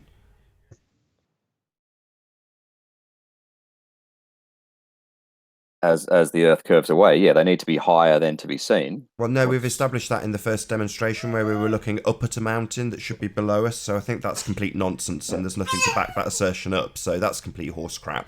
So we've already debunked that literally on this show when we looked up at a mountain that's below our feet. That's impossible. It doesn't happen. That's not how our vision works. What does definitely happen with perspective, if you go 4,000 miles away from something, it will definitely drop towards the horizon. No, it will still be at the angle where it is. Why? We'll demonstrate that in a second. No. So that's what I've just said. That's what happens. If I definitely move 4,000 miles away from something, it will drop down. That's what happens. That's perspective. Yeah, but we can still measure the angle to it. Well, but it's moved. It's dropped down to the horizon. Especially if it's close. If you're saying it's only 4,000 miles away. It hasn't actually moved, right? It's still 5,000 k's up. Right, but it's dropped towards the horizon. Yeah, as you get away, and that's how flat Earth would work. Right? That's just a different way of looking at the same thing. You can look at the exact same thing and do the same measurements and just insert the curve into the exact same maths.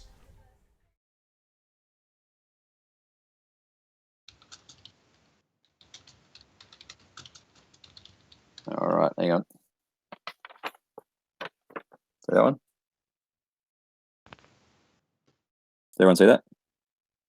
Yep, you're up. You're on screen. Cool. Now, so between the North Pole and the 45th latitude, I work it out to be about 5,000 k's. Are we on a ball here or flat? No, we're on flat. Flat. Okay. Yep. Confusing. Yeah. No, it's really? Fine. I'm good with that. This is trigonometry, people. Yeah. So how does it work on a ball? Show us the trig for the ball. We'll get to that in a minute. But how high is Polaris? Not that high. Well, you can work it out if that's 45 degrees. Yeah, on your paper, it's 5,000 kilometers high. Excellent. Thank you. Oh, sorry. I thought you were asking in real world. No, he's asking based on the maths and the trig that he's doing on paper. That's 5,000 k's high. Now, move to... Do you want to move to the equator or 10 degrees north? 10 degrees north, it's easier on your... Well, yeah, maybe. Easier to draw. Yeah, true. 10 degrees north, so 10 degrees equals 5,000 over the distance.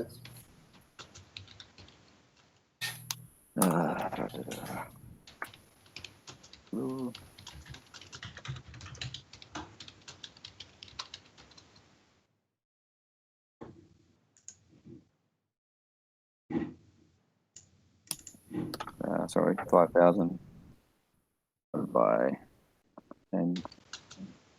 And okay, so it is from the North Pole to the 10th degree latitude, it is 28,356 kilometers.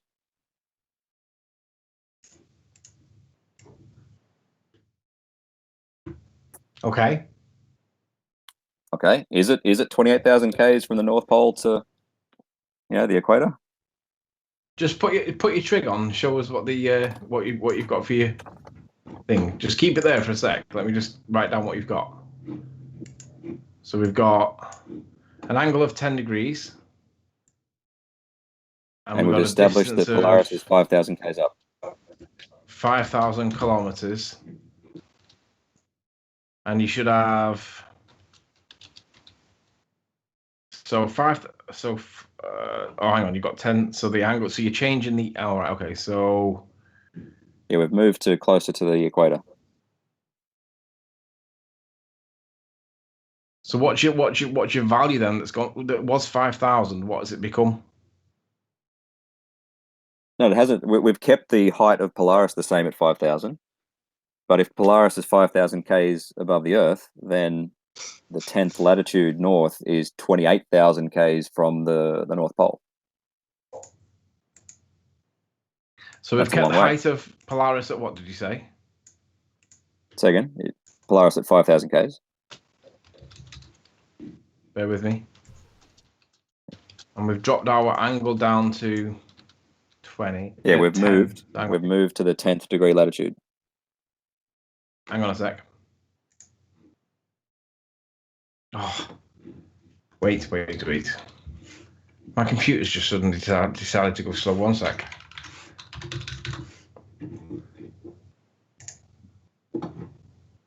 So kept that there. So we'll calculate that. So right, so 10 degrees will give us 27,000, right? I got 28,000 something. 28,356. Yeah. Yes. Great. I'm on the same page with you now. I'm ready. So where are we going next? Is it 28,000 Ks from the North Pole to the 10th degree latitude, 10th degree north latitude? Well, my answer to that would be trying to catch a fish from the outside of the water with a spear. You're not taking into account how much atmosphere is above you. And that's true, because if you start, I remind myself of Mick West telling us about the refraction of stars on the horizon. They change significantly. Yeah, as they get close to the horizon, yes, they slow down. You notice they don't slow down just above the horizon? I'm sitting here letting you guys hang yourself with, giving refraction all this credit for bending so much light.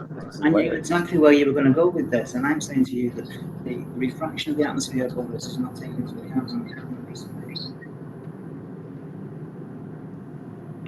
we can increase the density visually by doing it with water. So how much atmosphere is above us? Yeah, we can't see thousands of kilometers on land. Why can we see thousands of kilometers up in the sky? Because you got less atmosphere to go through. No, there should be more. I knew already, Rufus. You probably realised, and I realised, that you had a winning point as soon as you started this, and I conceded it immediately because I knew where you were going with it too. If you do the maths the way you've done it, yeah, you've got us. I can't not concede that. Based on the maths, correct. But then you shouldn't be a flat earther, right? Well, hang on. But is it based on real world, though? That's my question. In the same way that I would question the sun. Hold on, one at a time. Don't know we'll get triggered just because he's got you. No, hang on. I'm not.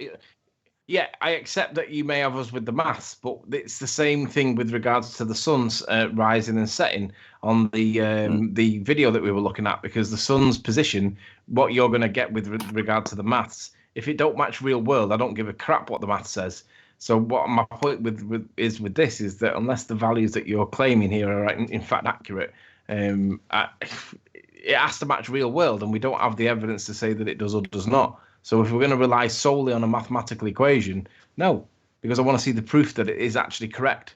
So yeah, you can have the math. Yeah, that's all I wanted to say is we've moved on, because math is the illusion that keeps us in the globe model. Once we go to reality, it's clear the model falls apart. There's no 8 inches of square miles. Man, you used your compass. We can say they're intangible objects. What's the problem? You can say they're intangible objects, but that doesn't change where they are. There is still a light there somewhere. I don't care if it's not a flaming ball of gas. How can you tell a light isn't twice the distance away and half the size? Can you answer that? Because we've just triangulated it. We've just triangulated where it is. You're triangulating what you're seeing. You're not triangulating what's tangibly there in verified reality. So you're actually just looking at angles and lights, and you're not actually verifying anything. I am exactly looking at angles and lights. Yes, that is correct. So exactly, that light could be half the size of what you're assuming and twice the distance away. Again, I don't care. You're not actually identifying anything. You're just using I don't care what size it is tricks to make it appear as if you guys have won another point, and you actually haven't done anything. It's just smoke and mirrors to make it look as if you guys have got something right. Well, again, I don't care how big it is or what it's made of or whether it is real. There is a light in the sky, and you can triangulate that point of light. So with trigonometry. You're assuming you know its distance. You're assuming you know the size then. No, I've just worked it out. It's just done it with the trig.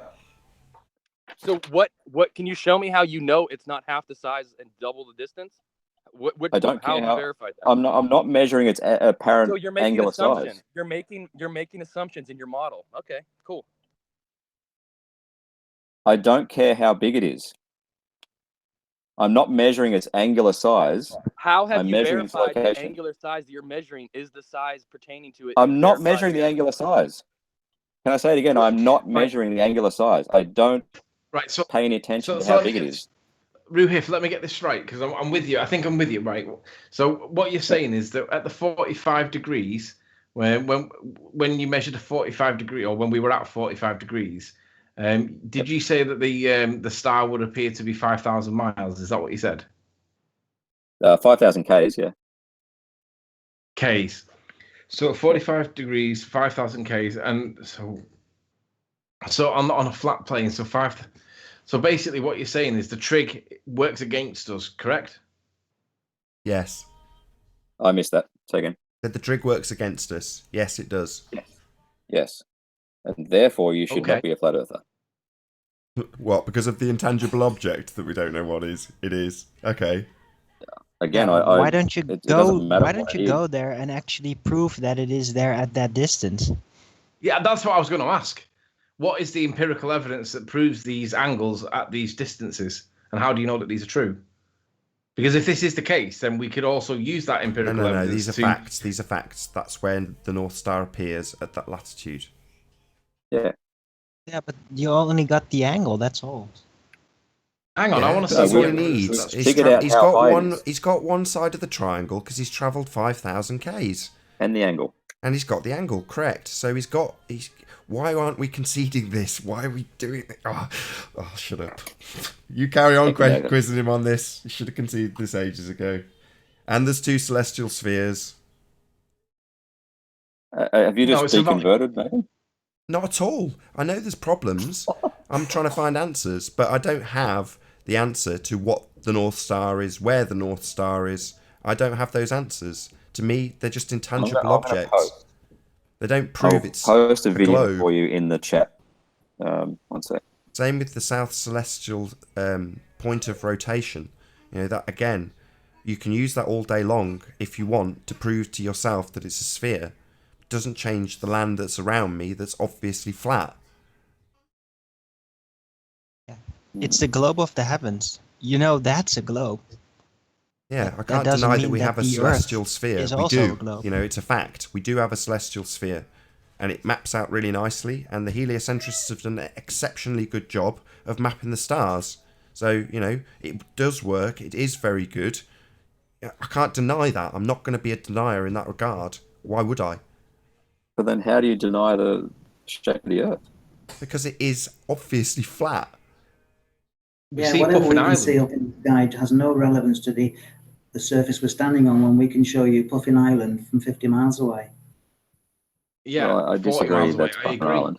Yeah, to be honest with you, I'm not the trig point. I'm going to think about it because it's a fair point. I understand what your point is, and I get it. I'm going to look into it, and I'm going to talk about it, and think about it, and whatever. However, we see Puffin Island at 40 miles away, and if we live on a curve, that is not there. So unless you can prove it's not Puffin Island, that is a problem. Gentlemen, without even YouTube that handles this from a flat Earth perspective, and it's quite good. And his explanation is the amount of refraction because of the height of the atmosphere. That's what I'm resting my answer on to the gentleman there in Australia. Is it Australia or New Zealand?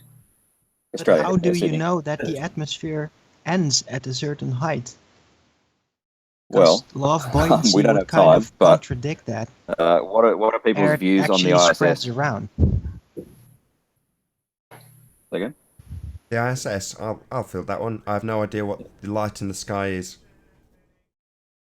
Have you seen Red's Rhetoric film The Transit Across the Moon? Yep. So you saw the shape of it? Yep, seen lots and lots of shapes of it on lots of different representations. Some amateur, some professional. I've seen lots of the ISS. Still don't know what it is. Do you think it's a hologram or some sort of trick from NASA or something? I don't know. What I do know from watching their footage from the inside is that there is a huge amount of fakery going on.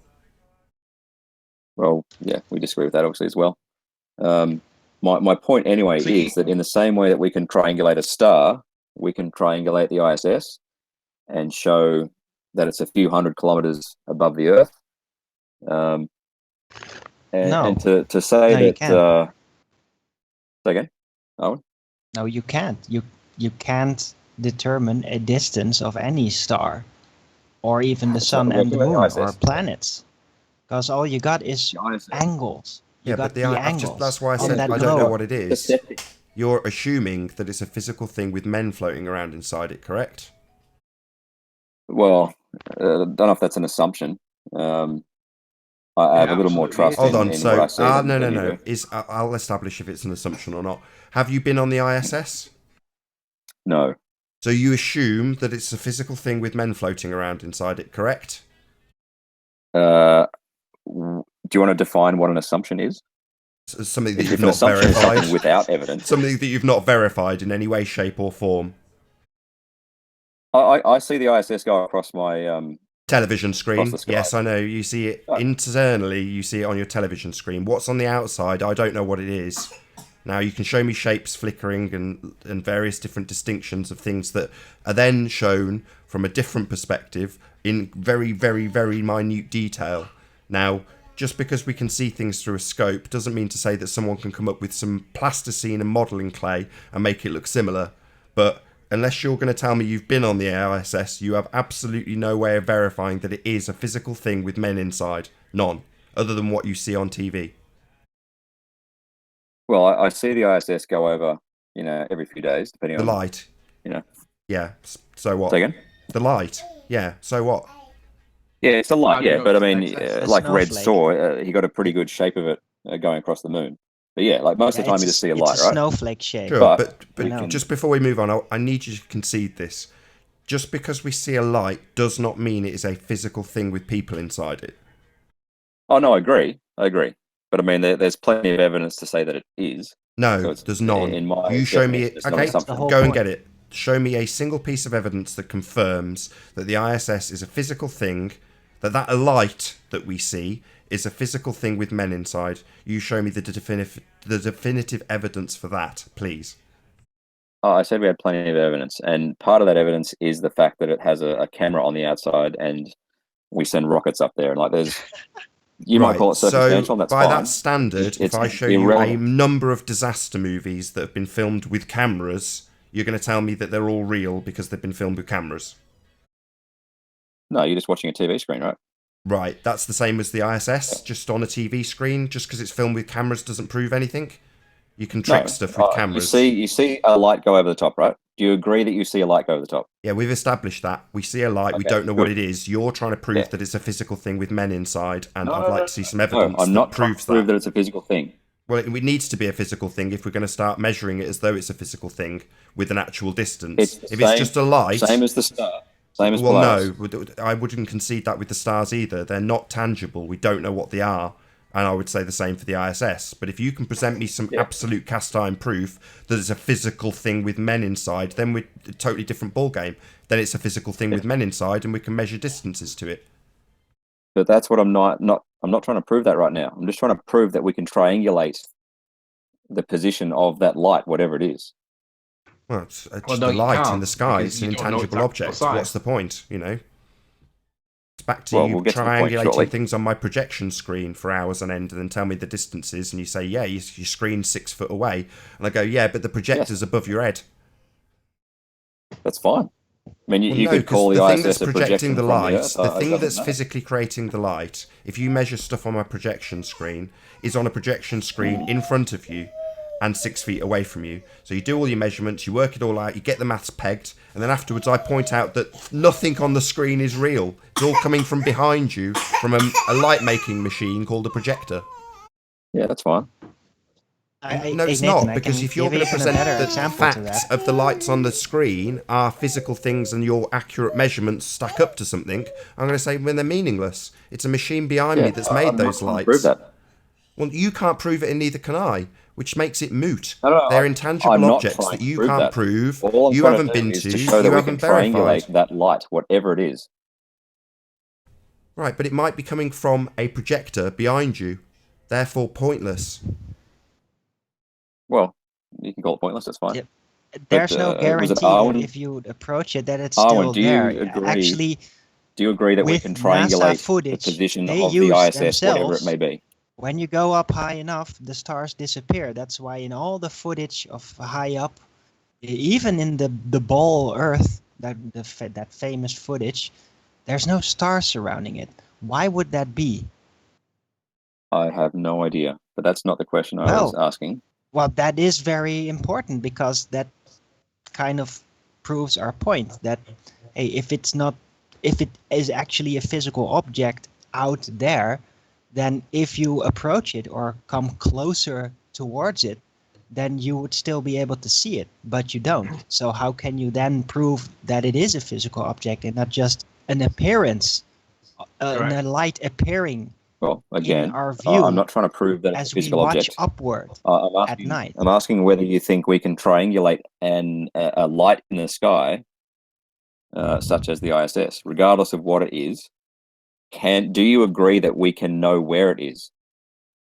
No, absolutely no, you not. can't. The only thing you can do is basically figure out its angle and its angular relation to the physical location on Earth. How that angle changes. That is what you can figure out. I missed that last bit. Say again.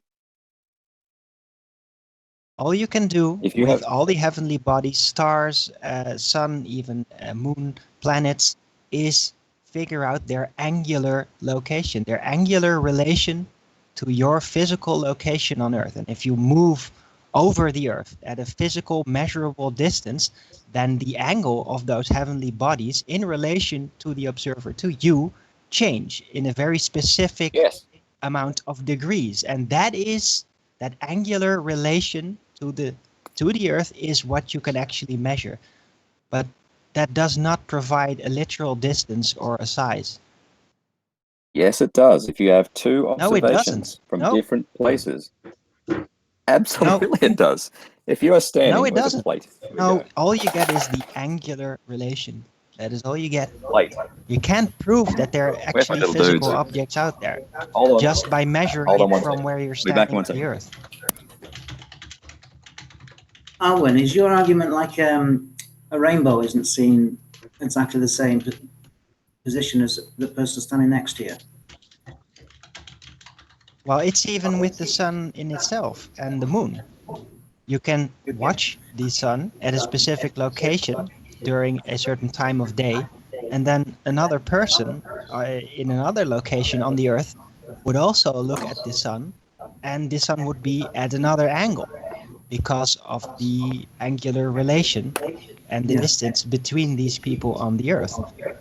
But that you can then draw conclusions that it must be at some kind of literal distance. You can model it out based on certain size and distance assumptions, including whether the Earth be a globe or if it will be flat. That would change the relations. But since you can't actually prove that they really are physical objects, that always remains speculation. It always remains a base assumption. Okay. Hang on. Right, you're presenting. You have to actually go there and touch it, Okay, and see that it is a physical object. Approach it. See that it grows bigger as you approach it, and then that it grows so big that it basically it fills up your entire horizon as you approach it. That would start to come closer to actually being able to prove that they're physical objects. But that's not happening. There's not even approach footage with the moon landing rocket going there. There's not even footage of approaching the moon. It's I've got there. 2 observers. I've got 2 observers on my flat plane. This guy sees whatever, the ISS, at that direction.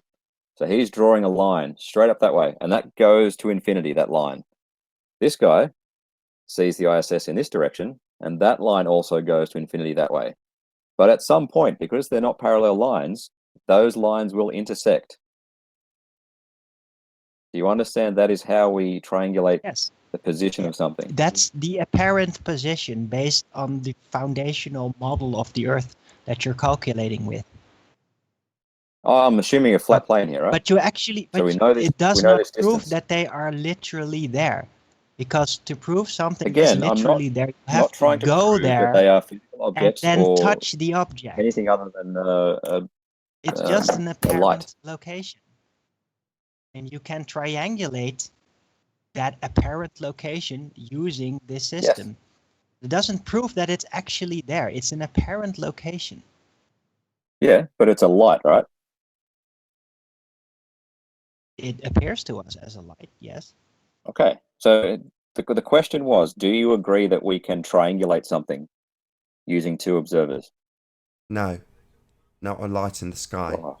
Because, as I've said You can several triangulate times, objects if it's on the hold on, Earth. Owen, if it's being projected onto something, so if you're triangulating what's on my screen, and I draw a line from my position and then go to the other side of my room and then draw a line to my position and triangulate what's on my screen in front of me, and then I calculate the distances and I present you with an answer, I can then turn around afterwards and go, none of what's on the screen bears any resemblance to anything. It's coming from a projection device that's literally behind you. Is the screen real? The images on the screen are not real. That they're lights projected by a projector that's behind you. That's what you're measuring, the light. You're saying I'm going to measure that dot of light on your screen, or in this instance, in the sky. Well, in my instance, a very easy analogous example, the light isn't on the screen. It's coming from a bulb behind my head. But there is still a light on the screen, right? Yeah, but it isn't where the light's coming from. Absolutely is not the source of the light. Has no resemblance to anything to do with where the light comes from whatsoever. It's just an apparent position of a light on a screen, and is therefore meaningless in relation to what the light actually is or where it comes from. I don't care where it comes from. We're still triangulating that light on the screen. Okay, but it's not coming from the screen. It's coming from behind my head. There's no light on the screen. That's fine. It's just a bulb behind me. But there is a light on the screen. Yeah, and yet its source is behind me. That's fine. Yeah, for you it's fine because you don't mind triangulating apparitions of things and not caring what they are. You don't mind if it's real or not. You couldn't care less. I do. I care where things originate from and what they are, because that's quite important in reality.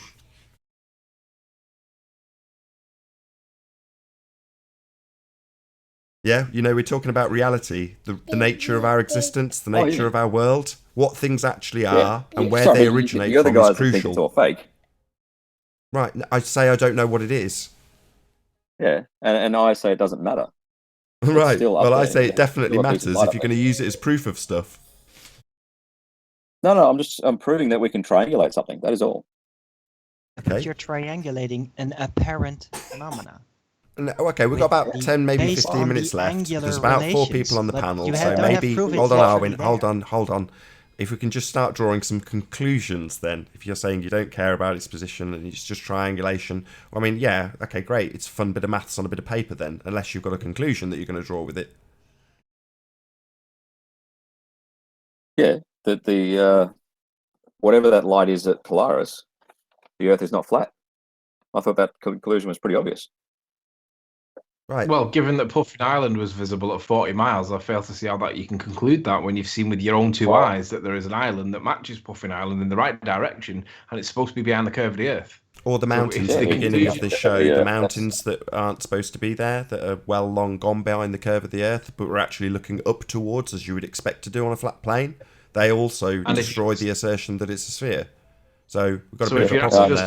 So the question is, what do we trust? The intangible lights in the sky or the physical nature of the reality we can touch and measure? I would trust mathematics. Trigs. Right, so you trust the trig on intangible lights on a screen from a projector that's coming from behind you, but you don't care about any of that. So it sounds like you don't care about reality. You don't care what it is. You don't care if it's real or not or where it's coming from. So long as the trig works out, maths proves it for you. Yeah. Good for you. For the purpose of this demonstration, it doesn't matter what it is. Right, but it's crucial. If you're saying there's a screen 5,000 k's away, that's good for me. Well, but yeah, but we don't know that it's 5,000 k's away if we don't know what it is. Yes, we do.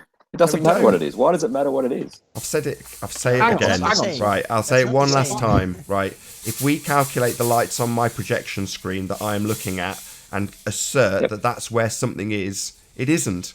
The source of what it is completely in a different location. But without knowing that, you can assume that the dancing lights on my screen are a real thing that you can measure in terms of their distance. You can't. They're not real. Is there a light on the screen? Yeah, there's a light on the screen. But that's not the light. The light's behind me. The light's coming from a projector behind me. It's got sod all to do with what's on the screen, unfortunately. But if you don't care and you're happy to just measure what's on the screen anyway, then you'll come to a fallacious conclusion. There's still a screen 5,000 k's away, right? No. Hang on. No, the light itself is actually 2 feet above my head. Not even in front of me. It's behind me. So you're saying there's no light on the screen? Hey guys, could I hog the mic for 5 minutes? I've just been working on some stuff. Yes, I'm going to go to bed, actually. It's been a Ruhif. You're a great guest. Like, one of the best. Thank you very much. I'll try and get on again at some point. Hey, Ruhif, before you go, make sure that you come back with either yes, it is Puffin Island, or no, it's not Puffin Island. Here's the reason why, and why you absolutely not, because it's around the ahead of the trig. Say again? When you go away, I'm hoping that you'll come back with a conclusion to if you accept the trig proves the stars, that means that the Earth's not flat. Then I'm hoping that the next time we see you, I'm hoping that you can tell us that is or is not Puffin Island, and that therefore it is either behind the curve or not behind the curve. And then I look forward to your explanation for why we see it. Yes, I can do that. For now, I guarantee you it's not Puffin Island because it is around the curve, and hopefully I can prove that. But that's for another night. I'm going to go to bed. Thank you very much, Nathan and Anthony. Real pleasure. It's been a cracking show. Thanks mostly to you. So thank you very much. Good night, everyone. Good night. Do I get a thumbs up for the shirt? Good man. All right. Catch you later. Good night. See you later.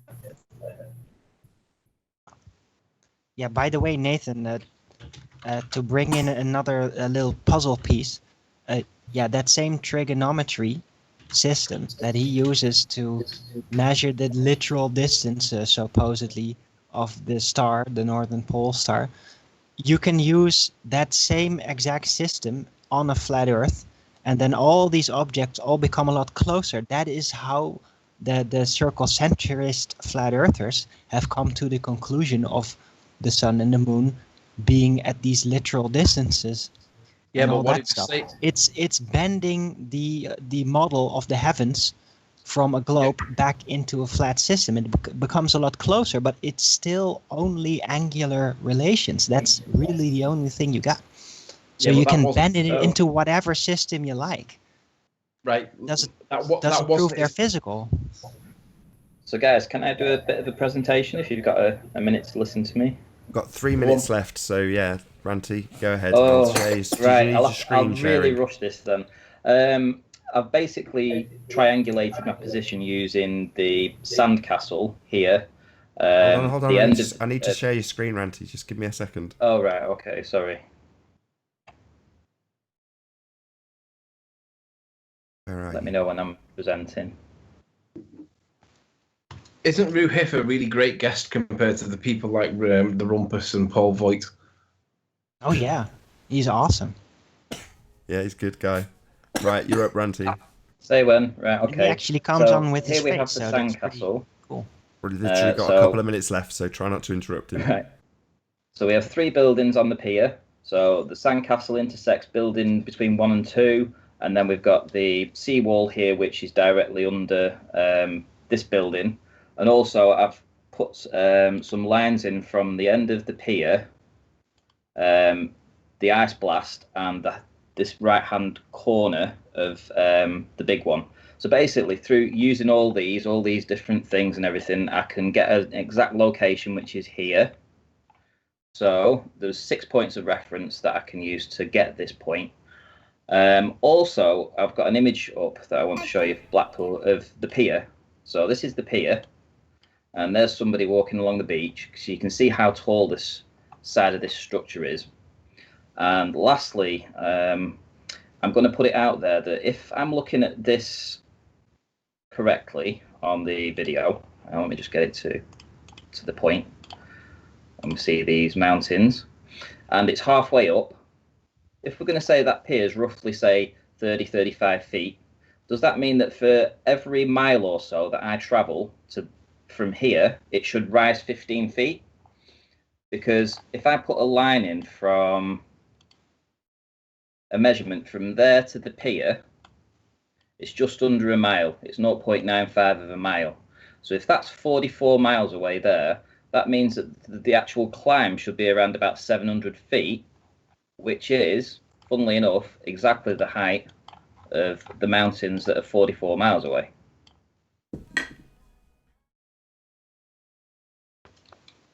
Does that make sense? Yeah, that makes sense. Anything you want to add? If every mile I'm traveling... Did you want to add something, Mark? Sorry. You use trigonometry. Oh, that doesn't work. I'm just being sarcastic. Yeah, I get what you're saying, Ranty. I wish I had longer to get that point across, because I think it makes absolute... Every mile that I'm traveling, my eyesight's traveling up another 15 feet, and by the time that I've traveled 43, 44 miles, it's around 700 feet. And when you go to 44 miles, you see that the mountains there are 700 feet, 770 feet. So it's consistent with what we're seeing on a flat plane. Very good. And I'm hoping he comes back with us with why it's not Puffin Island, because I'm dying to see that. Cool. With that, I'm going to say first and foremost a huge, massive, enormous thank you to all of the debating panel for making this debate possible, and also a massive thank you to all of the live audience for tuning in and hopefully sharing this debate. If you've not done so already, be sure to like, comment, share and subscribe. I've been Nathan Oakley, and I will see you all in the next video.